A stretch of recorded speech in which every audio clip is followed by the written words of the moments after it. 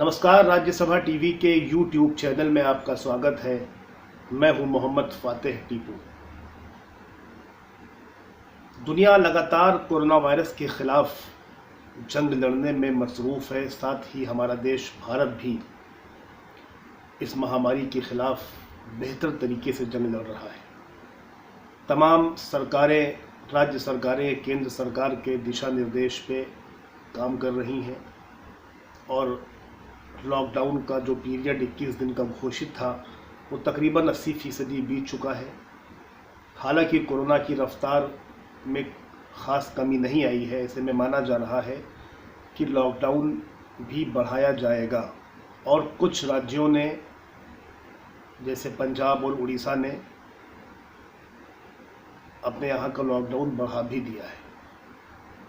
और ऐसे में एक चीज़ ये देखने को मिली है, वो ये है कि जो तमाम देशवासी हैं उन्होंने इस बात को स्वीकार कर लिया है कि कोरोना के ख़िलाफ़ जंग में सिर्फ लॉकडाउन ही एकमात्र इलाज है, उपाय है और रेमेडी है। लिहाजा लॉकडाउन का पालन हम सबको करना होगा। तो इस चीज़ को तमाम देशवासियों ने मानसिक तौर पर भी स्वीकार कर लिया है कि हम घर में रह करके अपने तमाम जो दिनचर्या है उनका पालन करते हुए, अगर वो कहीं ऑफिस में काम कर रहे हैं, कुछ जॉब कर रहे हैं, किसी संस्था से वो जुड़े हुए हैं, तो वो अपनी अपनी संस्था को अपने घरों में रह करके ही वो सेवाएं दे रहे हैं और इस चीज़ को लेकर के वो मेंटली प्रिपेयर भी हो गए हैं। लेकिन इन तमाम चीज़ों के बीच एक चीज़ जो सामने आई वो ये है कि काफ़ी लोग इस लॉकडाउन की अवधि में तनाव में आ गए हैं और डिप्रेशन का शिकार हो गए हैं। आपको देखने की ज़रूरत है कि आखिर तनाव आपको होता क्यों है और तनाव किस चीज़ से होता है, क्योंकि लंबे समय तक तनाव आपके शरीर की रोग प्रतिरोधक क्षमता को कमज़ोर कर सकता है। क्योंकि जो हालात देश में चल रहे हैं, लगातार कोरोना संक्रमित मरीज़ों की संख्या बढ़ रही है, हालांकि लोग ठीक भी हो रहे हैं और तमाम एहतियाती कदम उठाए जा रहे हैं। ऐसे में ये मान के चलिए कि लॉकडाउन का समय बढ़ेगा ही बढ़ेगा।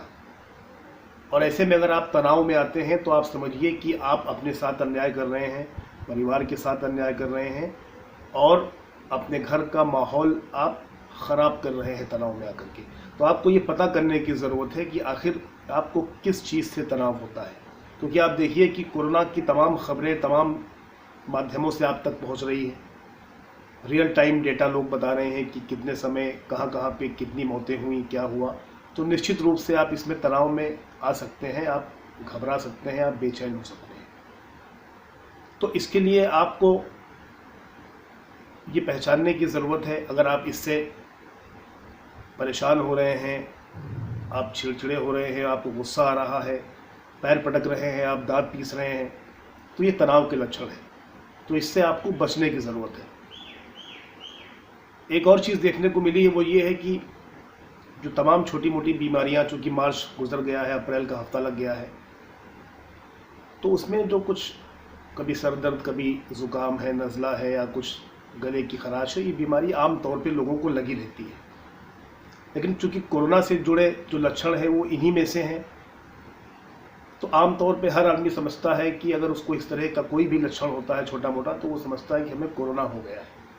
लेकिन आपको ध्यान देने की ज़रूरत है कि भारत सरकार का स्वास्थ्य मंत्रालय और WHO ने जो लक्षण बताए हैं कोरोना के, कि आपको तेज़ बुखार, आपकी शॉर्टनेस ब्रीदिंग में हो रही है, आपको सांस लेने में दिक्कत हो रही है या आपको गले में, ये तीनों चीज़ें कॉमन अगर एक साथ है तो ये कहीं ना कहीं लक्षण है कोरोना के, उसका आप चेकअप कराइए।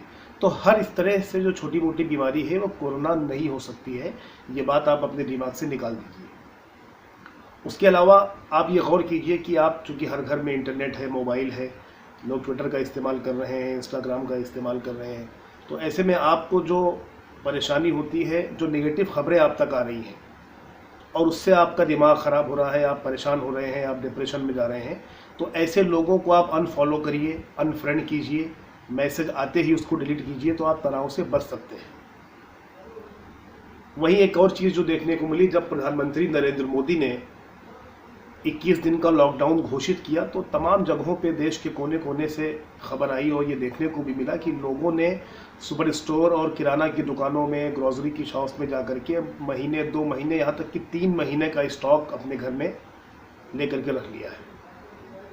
इससे 2 नुकसान है। एक तो आपने पैनिक किया, दूसरा जो लोअर क्लास है उसके लिए भी पता लगा वहाँ पर सामान नहीं बचा।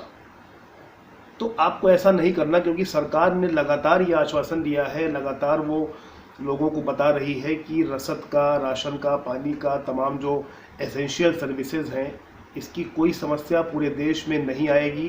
तमाम राज्य सरकारें अपने अपने स्तर पे बेहतर कदम उठा रही हैं। और एक चीज़ और आपकी जानकारी के लिए मैं बता दूं कि सिर्फ रेलगाड़ियों का परिचालन ठप हुआ है। मालगाड़ियां लगातार जो एसेंशियल सर्विसेज हैं उसकी सप्लाई पूरे देश में कर रही हैं। राशन है, चावल है, दाल है, तेल है, या जो भी सामान ग्रोसरी के तहत आता है, जो इंसानी ज़रूरत, बुनियादी ज़रूरत का सामान है खाने पीने का, उन सब की कहीं कोई कमी पूरे देश में नहीं होने जा रही है। कई बार आप महसूस करेंगे कि हम अपना पसंदीदा व्यंजन नहीं खा पा रहे हैं, हम वो फल बड़ा अच्छा खाते थे, हमें वो नहीं मिल रहा है, या कोई भी हो सकता है XYZ कि हमें ये मेरी जो फेवरेट चीज़ थी हमें नहीं मिल पा रही है।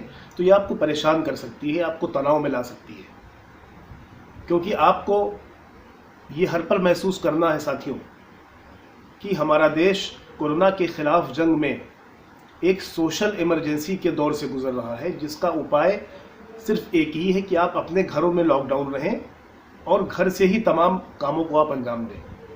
तो इस तरह आपको कुछ रचनात्मक काम घर में करना है। आप एक्सरसाइज कीजिए, योगा कीजिए, जो आपकी हॉबीज़ हैं उसको आप पूरा कीजिए। संगीत सुनते हैं तो संगीत सुनिए, सूफ़ी म्यूज़िक सुनने के आप आदी हैं तो आप वो सुन सकते हैं। धार्मिक किताबों को आप पढ़िए। उसके अलावा देश में बहुत सारे ऐसे लोग हैं जिन्होंने ज़ीरो से शुरुआत किया और बड़े बड़े पदों पर पहुँचे। देश दुनिया में ऐसे तमाम लोग हैं, महापुरुष हैं, उनके बारे में जानिए, उनकी किताबें पढ़िए। इससे आपको ताकत मिलेगी, हिम्मत मिलेगी, आपको इंस्पिरेशन मिलेगा कि ये वो लोग थे जिन्होंने संकट का सामना करके, मुसीबत का सामना करके अपनी ज़िंदगी में ये आगे बढ़े। तो लॉकडाउन की इस स्थिति में आपको इस तरह की किताबें और इस तरह की जब दिनचर्या आप अपनाएंगे तो माहौल आपका सकारात्मक होगा, पॉजिटिव होगा और तनाव से भी आप बचेंगे। क्योंकि आप देखिए कि ये लगातार जो प्रकृति है, आबो हवा है, ज़मीन आसमान, परिंदे, पंछी, फूल, ये लगातार हमें ये याद दिला रहे हैं कि दुनिया अभी विपत्ति में है, देश विपत्ति में है, परेशानी में है, लेकिन ये समय भी बदलेगा। समय एक जैसा नहीं रहता। इस वजह से आप संतुष्ट रहिए, खुश रहिए और अपने घरों में रह करके लॉकडाउन का पालन कीजिए। फिलहाल इस एपिसोड में इतना ही। हमें दीजिए इजाज़त। नमस्कार।